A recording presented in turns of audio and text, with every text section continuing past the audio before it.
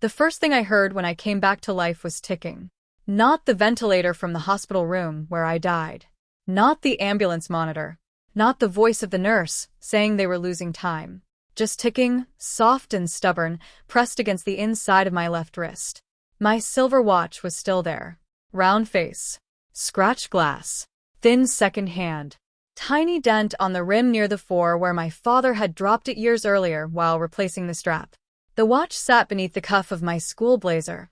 Approved sticker wrapped around the band, its hands reading 8:54 a.m., 6 minutes before the Callaway Clinical Communications Scholarship Practical began.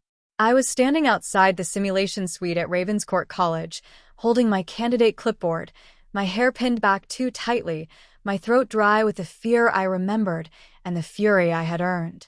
In my first life, Dr. Helen Amar, director of the Health Sciences Program, scholarship convener, and mother of the girl who needed the room clock to lie, stopped me at this exact door and smiled at my wrist. "Remove it, Sophia," she whispered. "Watches make candidates look anxious." I removed it. Inside Station 3, the room timer froze for nearly 2 minutes during my consultation. I spoke too long, missed the closing safety question, and was marked as poor at time management. Her daughter, Annalise Marr, received a clean timer and a polished score.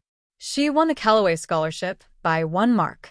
Years later, after I became a clinic coordinator who never trusted wall clocks, I died during a power outage in a hospital stairwell where a faulty emergency timer delayed evacuation checks. My last thought, as someone shouted that they had lost track of minutes, was simple enough to become a law. Keep the watch on. Then I opened my eyes again, and the silver second hand was still moving. A watch is not supposed to decide a future. It is supposed to sit quietly, count seconds, and be ignored until someone is late. But my watch had never been ordinary. It had belonged to my father when he still worked as a paramedic before his back injury turned lifting stretchers into something he could only do in dreams. He gave it to me when I was 14, after I told him I wanted medicine but panicked every time a teacher timed a presentation. "Do not look at the clock on the wall," he said, fastening it around my wrist. "Rooms lie. People forget to start timers. Batteries die. But if you carry time with you, you can breathe around it." The watch was cheap silver, not real silver, but he polished it like it mattered. It had no smart functions, no alerts, no memory, no hidden notes. Nothing that could be called cheating. Just numbers, hands, and a tick I learned to trust. At home, I practiced consultations with it. 2 minutes for history, 1 for summarizing, 1 for safety advice, 30 seconds for closing. My little brother Nico played the patient badly and kept diagnosing himself with dramatic fictional illnesses. My mother sat at the table after late shifts, pretending not to cry when I asked, "What brought you in today?" because she knew I was really practicing how to enter rooms where people were scared and still be useful. The Callaway Scholarship was Ravenscourt's pathway into health science prestige. It offered full final year tuition, a hospital observation placement, a university mentor in clinical communication, a funded first aid certification, and a recommendation letter from the medical faculty liaison. The final was not a written exam. It was a timed simulated patient circuit. 5 stations, 6 minutes each, 1 minute reading time. Assessors behind glass, actors trained to reveal critical information only if asked properly. The candidates were judged on empathy, structure, safety netting, accuracy, prioritization, and time management. Every station had a wall timer. Candidates were also allowed 1 approved analog watch, provided it was inspected, stickered, and visible to supervisors. The rule existed because clinical communication is partly about respecting time without surrendering humanity to it. A candidate had to know when to listen and when to redirect, when to slow down, and when to close. Too rushed, you miss trust. Too slow, you miss danger. I wore my father's watch because it reminded me that time was not the enemy. Hidden time was. Dr. Helena Marr understood hidden time better than anyone. She was the kind of woman who made control look like professionalism. Tall, elegant, with silver blonde hair twisted into a low knot, she wore navy suits under her lab coat and spoke in a voice so calm it made other people feel messy for having pulses.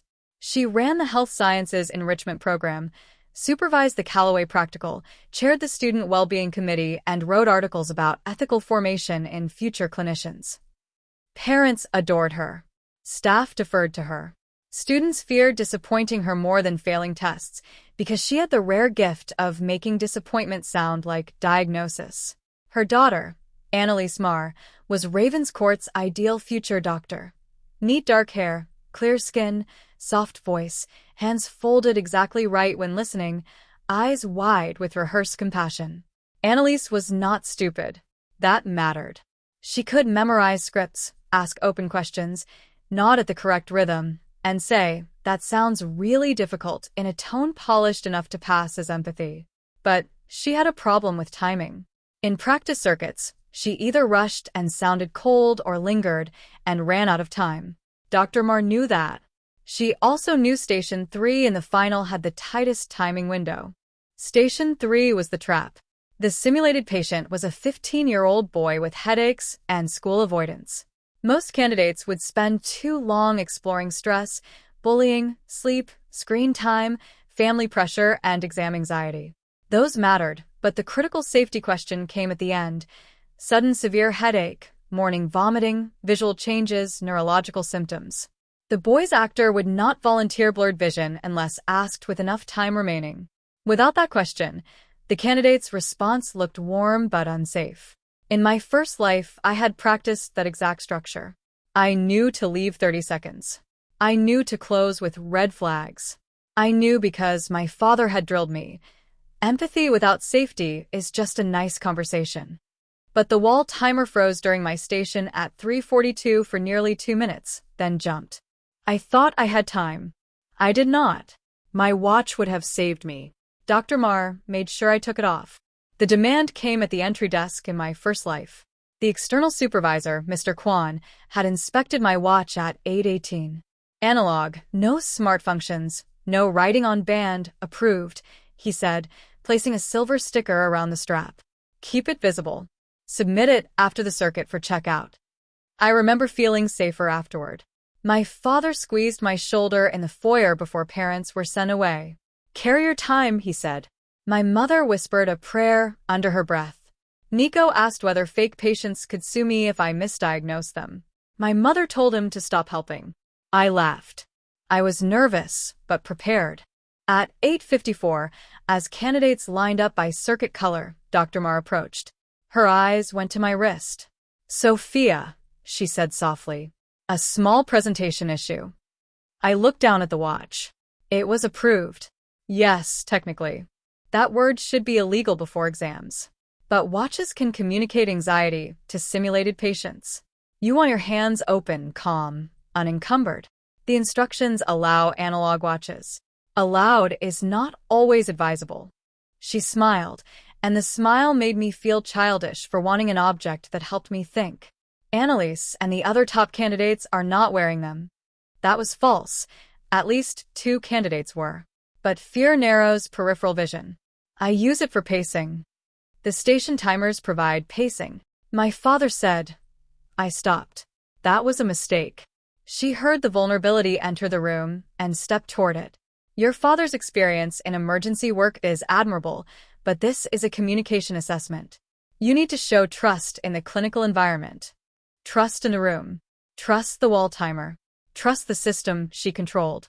When I hesitated, her voice lowered. Your tuition review is next month. Your hospital observation application depends partly on professional presentation. Your brother's well-being referral through the school clinic is still pending. I would hate for assessors to see you as rigid or anxious over a watch. There it was. My family folded into the strap. Remove it, she said. Watches make candidates look anxious. In my first life, I unfastened it. The band left a pale mark around my wrist. Dr. Marr took the watch, placed it into a tray behind the entry desk, and wrote something on her clipboard. Better, she said. The circuit began. Station 1 went well. Station 2 went well. Then Station 3. I entered, introduced myself, confirmed the boy's name, asked what brought him in, and began the consultation. The actor was excellent, guarded, embarrassed, vague. I asked about stress, sleep, screens, school. I noticed his hand drifting to his temple. I summarized. I glanced at the wall timer. 3:42. Plenty of time. I explored bullying. Glanced again. Still 3:42. I thought perhaps I had looked too quickly. I asked about home. The actor gave a long answer about his parents arguing. I listened because listening was part of the marking. Then the timer jumped to 5:41. My chest seized. 19 seconds. I rushed safety advice, missed visual symptoms, missed morning vomiting, missed neurological red flags. Bell. Station over. The assessor's face behind the glass remained neutral, which somehow felt worse than disapproval. Afterward, I reported the timer issue. Dr. Mars said no malfunction had been logged. The assessor said candidates were responsible for pacing. Mr. Kwan asked whether I had used my approved watch. Dr. Mars' clipboard note said, "Candidate voluntarily removed watch before entry due to presentation concern." Voluntarily. That word wrapped around my throat. My score lost time management and safety netting marks. Annalise, who entered Station 3 later, had a wall timer that ran perfectly. She asked the red flag questions with 27 seconds remaining. She won by 1 mark. 1 mark. At the award assembly, Dr. Mar held her daughter's certificate and spoke about calm professionalism under time pressure. My father sat beside me, eyes fixed on my bare wrist. He did not blame me. That made it worse. The first life after that was measured in lost minutes. Without the Callaway Scholarship, I left Ravenscourt's health science pathway. The hospital observation placement went to Annalise. My tuition support shrank. My mother took more weekend-aged care shifts. My father sold some of his old paramedic equipment to cover fees, including the training bag he used to teach me basic assessment.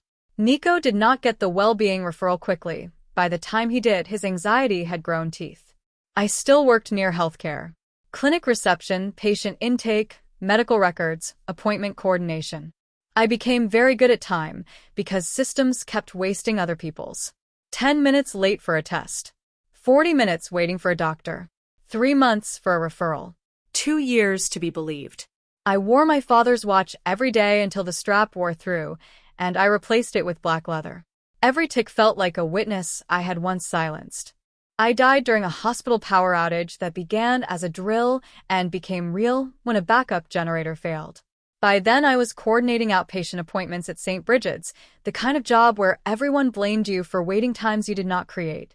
The emergency protocol required ward clerks to confirm evacuation checks every 5 minutes using the digital wall system.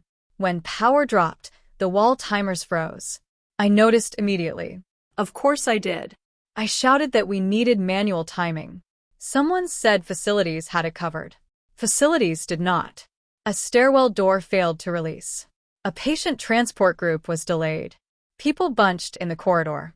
I ran between desks with my watch raised, calling out minute marks, but smoke from an electrical fault entered the hallway before the last group moved. A bed, wheel jammed. Someone fell. I helped lift the frame, felt something tear in my side, then hit the floor when the crowd surged. The last thing I saw before the world narrowed was the second hand on my silver watch still moving while the wall timer above the nurse's station stayed frozen at 14:03. My last thought was pure rage. The watch was right. Then I woke at Ravenscourt, and it was 8:54 again. This time, before Dr. Marr reached me, I had already created a record. At 8:47, I asked Mr. Kwan to confirm my watch approval aloud and log that I intended to wear it through all stations. He checked the inspection sheet. Candidate 58, Sophia Arden. Analog watch approved. Candidate elects to retain watch during circuit. He looked slightly amused. That is allowed. Can you note it? He did. I then photographed the stickered band beside my candidate card and emailed the image to myself, my father, my mother, and the external scholarship address. Subject: Candidate 58 approved watch, retained for circuit timing. My father replied almost instantly. Carrier time. I nearly cried into my sleeve. Dr. Marr appeared at 8:54 exactly as before. Sophia, she said. A small presentation issue. My watch is approved and logged for retention. Her smile paused. She had expected pliability. She found paperwork. Logged. Mr. Kwan noted it. That was unnecessary. It helps me pace safely.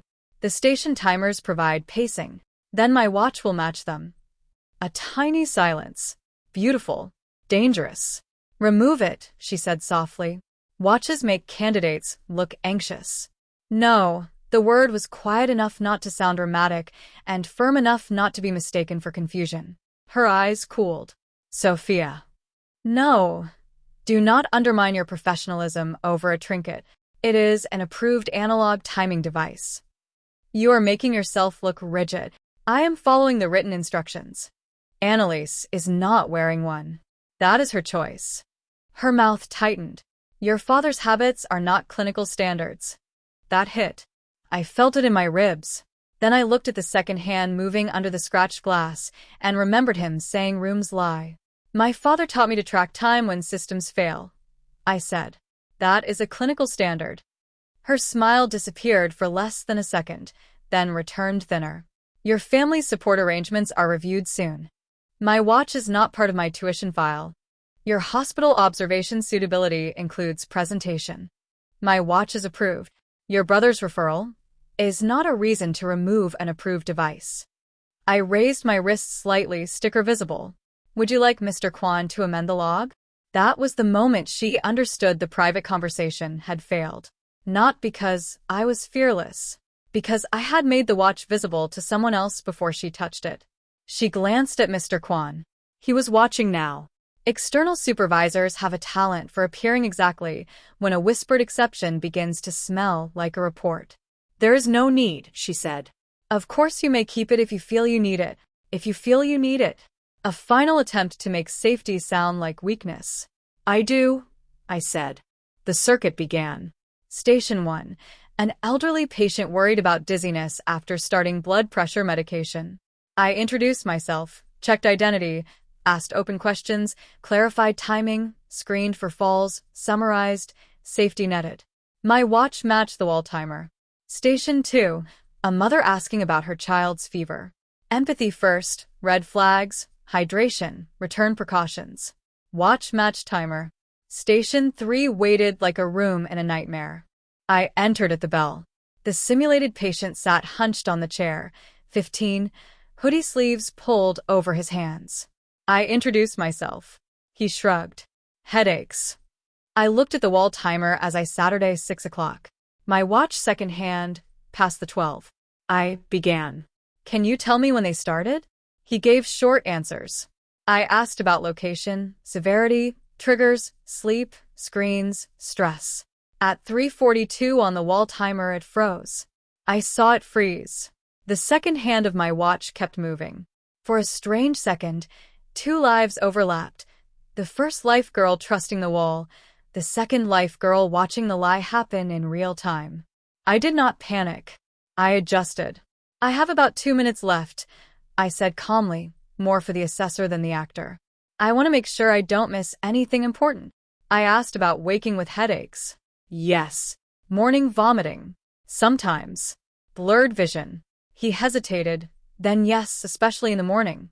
Weakness, seizures, fever, neck stiffness. No. I explained that most headaches in teenagers are not dangerous, but these symptoms needed urgent medical review today. I checked whether he felt safe at home, summarized, asked if he had questions, and closed with clear next steps. The wall timer still read 3:42 when the station bell rang from the central system. My watch reads 6:01. I had finished. The assessor behind the glass looked down at his sheet, then up at the frozen timer. I held up my wrist, not theatrically, just enough. The wall timer stopped at 3:42, I said. I paced by my approved watch. He pressed the station call button. Mr. Kwan entered within 30 seconds. Timer malfunction? He asked. The assessor nodded. Station wall display froze. Candidate identified and continued using approved watch. Consultation completed within central bell time. Mr. Kwan logged it. Logged. That word tasted better than revenge. The circuit paused. Dr. Ma arrived at Station 3 with a technician. Her eyes went first to the wall timer, then to my wrist. The timer screen still showed 3:42. Her face remained calm, but something moved beneath it. This station will be reset, she said. No candidate disadvantage. Mr. Kwan looked at her. Candidate 58 has completed. The issue is logged. We may need to consider whether use of a personal watch created inconsistency. The watch was approved and retained by log. Her jaw tightened. Of course. Then the technician opened the wall timer panel and frowned. Battery contact loose, he said. Display froze, but central bell still ran. Mr. Kwan wrote that down too. The room was becoming paper around her. Annalise was scheduled to enter Station 3 after the reset. That mattered. In my first life, she had benefited from a clean timer. In this one, everyone knew the wall timer could not be trusted, and every candidate after me received a visible backup countdown placed on the assessor table. Fair. Accurate. Too late for the plan. Annalise performed well, but not perfectly. Without the hidden timing advantage, her consultation ran long. She was compassionate with the headache story, maybe too compassionate, and the assessor prompted the final red flag question because the backup timer was visible and she had seconds left. Prompted questions count differently. She left the station pale. The bigger crack came during post-circuit review. Candidates waited in the lecture room while supervisors reconciled station scores. I sat with my watch still on, the sticker slightly peeling at the edge, and felt my pulse under the strap. Around me, rumors moved in whispers. Station 3 timer froze. Sophia kept watch. Mar told her to remove it. Annalise ran long. Mr. Kwan logged it. The phrase, her timer stopped, traveled faster than official language could catch. At 12:40, finalists were called back one at a time for clarification. I entered the review room with my mother, because after the first life, I no longer attended important school meetings alone. Present were Mr. Kwan, the station assessor, Principal Lorne, Dr. Mar, and Professor Isha Menon from the University Clinical Communication faculty.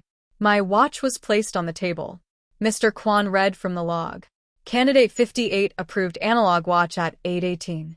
Candidate requested retention note at 8:47. Dr. Mar raised presentation concern at 8:54. Candidate retained watch. Station 3 wall timer froze at 3:42. Candidate completed consultation using approved watch and central bell. Professor Menon looked at me. Why did you retain the watch? I answered carefully. Because timing is part of safe consultation. If a room timer fails, I need an approved way to pace without cutting off the patient or missing safety questions. Dr. Mar said, the concern is whether visible reliance on a personal watch affects patient rapport.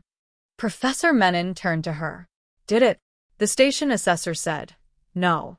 Candidate used it discreetly and appropriately. I watched Dr. Mar's face tighten. Her timer had stopped, and the room was refusing to blame my wrist. Then Mr. Kwan opened the maintenance log. Station 3 timer was reported for intermittent freezing last week. Principal Lorne looked up sharply. Dr. Mar's face stilled. That issue was believed resolved, she said. Mr. Kwan read the entry.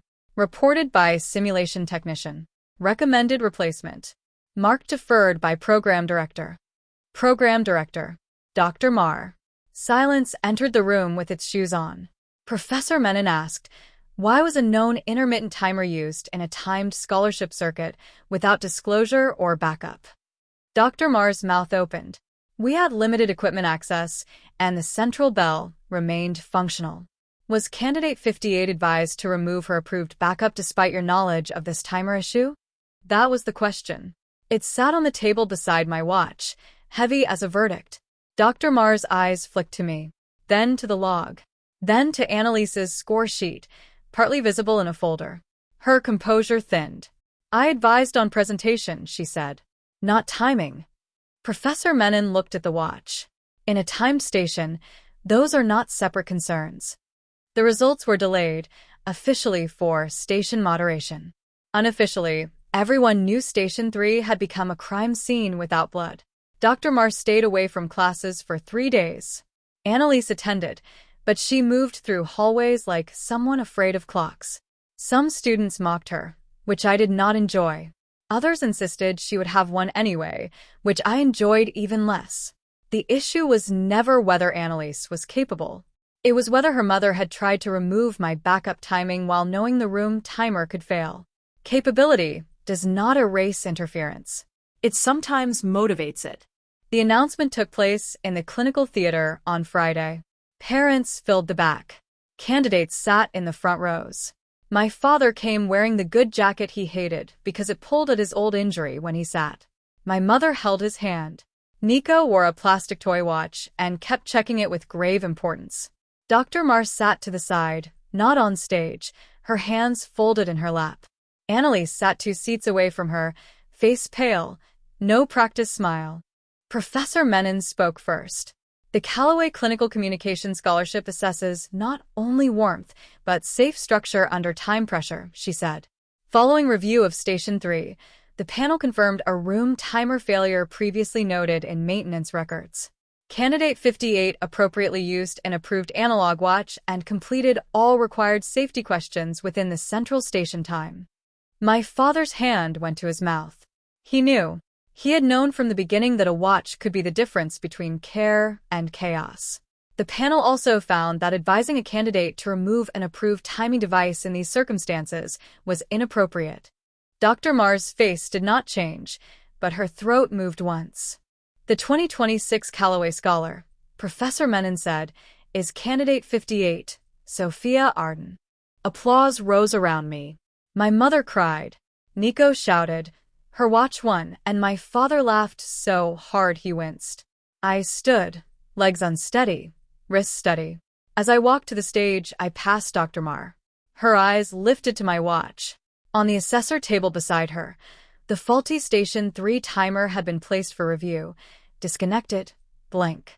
The technician had tried to restart it before the ceremony, but the display would not turn on at all now. It was dead. Dr. Mar looked from the blank timer to my moving second hand.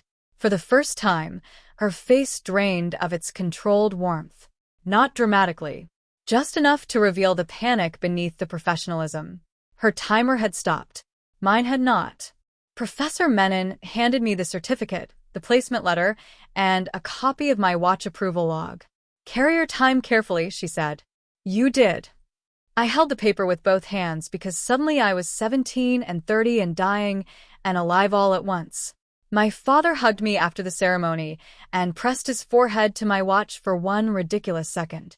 Told you rooms lie, he whispered. I said, you did. He said, you listened. That was almost enough to heal the first life by itself. The disciplinary report came later, written in careful language, but clear enough to matter. Dr. Mar had advised a candidate to remove an approved timing device despite a known fault in Station 3's wall timer, failed to disclose the maintenance issue to external assessors, and created a conflict of interest by supervising a circuit involving her daughter. The review could not prove she intentionally planned for my station to be disadvantaged. That line irritated me for years. But it proved enough. Annalise was not accused of misconduct, but her score was reviewed under conflict conditions, and she was removed from prize consideration. Dr. Mar resigned from scholarship administration and later from Ravenscourt's health sciences program. Officially, she left to focus on clinical education consulting. Of course, people who break timing systems often return selling time management. Ravenscourt changed the practical rules. All station timers had to be tested externally before the circuit, maintenance logs disclosed to assessors, backup countdowns placed at every station, approved analog watches could not be discouraged for presentation reasons, and staff with relatives in the circuit were barred from station logistics. Boring reforms. Beautiful reforms. Every future candidate carried time with more protection than I had. Annalise found me weeks later outside the simulation suite. She looked smaller without the clinical performance glow around her. I didn't know the timer was faulty, she said. No hello. These conversations never began properly. Did you know your mother told me to remove my watch? She looked down. I knew she didn't like candidates wearing them. That is not what I asked. Her eyes reddened. Yes. I heard part of it. Honest. Ugly. Useful. Why didn't you say anything? Because I wanted you to take it off. There it was. She swallowed. I thought if everyone used the wall timers, it would be fair. But I also knew Station 3 was hard for me, and Mum kept saying she had adjusted the circuit conditions. I didn't ask what that meant. Because you didn't want to know?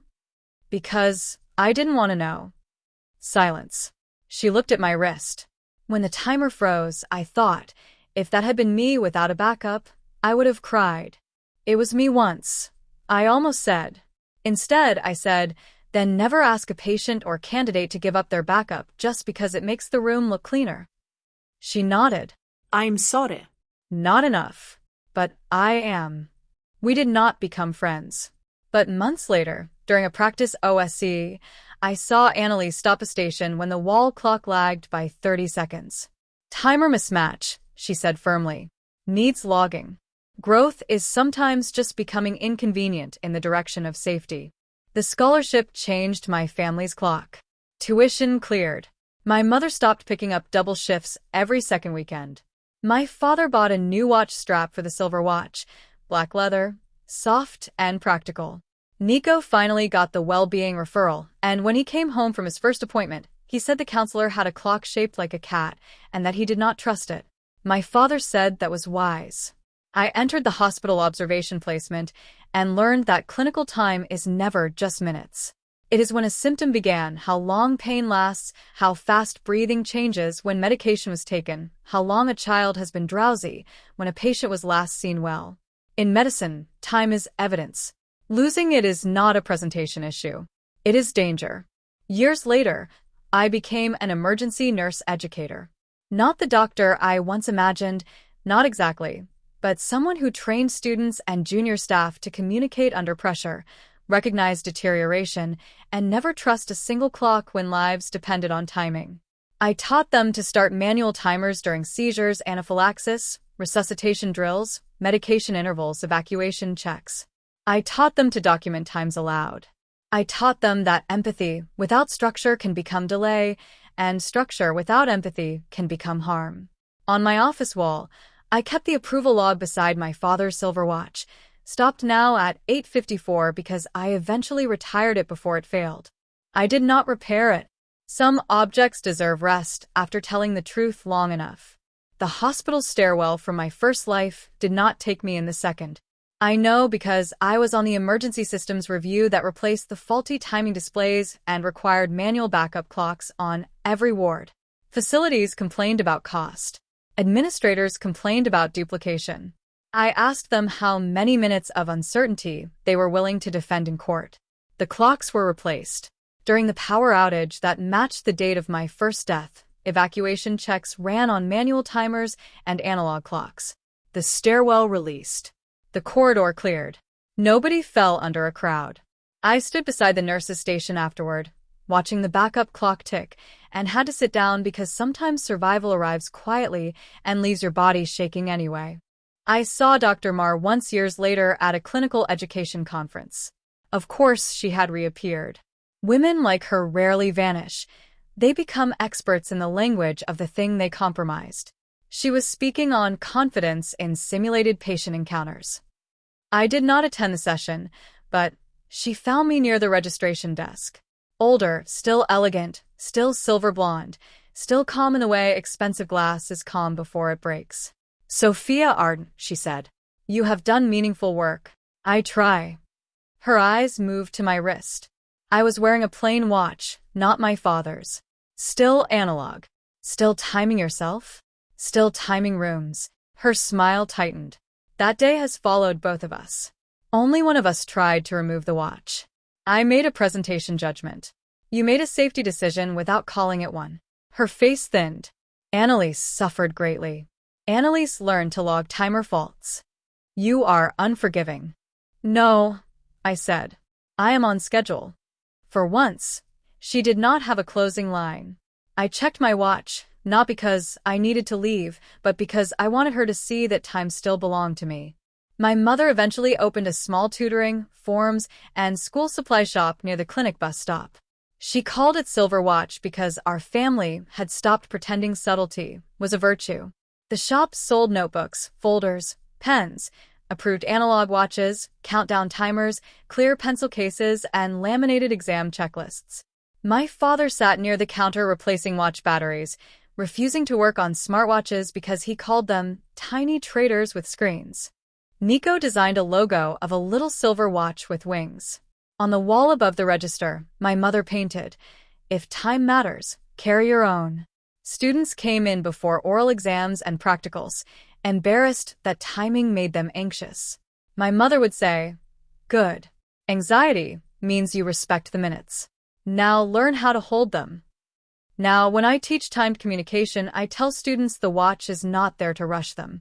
It is there to protect the last question, the closing safety advice, the patient who only reveals the dangerous symptom if you leave room for it. Time management is not cold. It is care with edges. A consultation can be warm and still unsafe if it never arrives at the red flags. A student can sound calm and still be lost if the room timer lies. Do not surrender your backup because someone thinks it looks prettier when you depend entirely on their wall. The simple version is true. I was reborn. I wore my silver watch. She told me to remove it. Her timer stopped. But the simple version cannot hold the tick against my wrist, my father telling me rooms lie, the wall timer frozen at 3:42, the actor waiting for the blurred vision question, Mr. Kwan writing the malfunction into the log, Dr. Mar's face draining beside the dead display, or the first life girl who removed the only honest clock because a polished woman called it anxiety. It cannot hold the second life girl who learned that an approved watch can be a witness, a boundary, a backup, and a promise all at once. If someone ever tells you to remove the thing that helps you keep time because it makes you look nervous, ask who benefits when you lose the minutes. Keep the watch visible. Get it approved. Log it before the room can lie. Let the second hand move while their timer freezes. And when the display goes blank and the face of the person who trusted it drains of color, do not call it revenge. Call it accurate timing. Wear the silver watch. Carry your time. Finish the last question.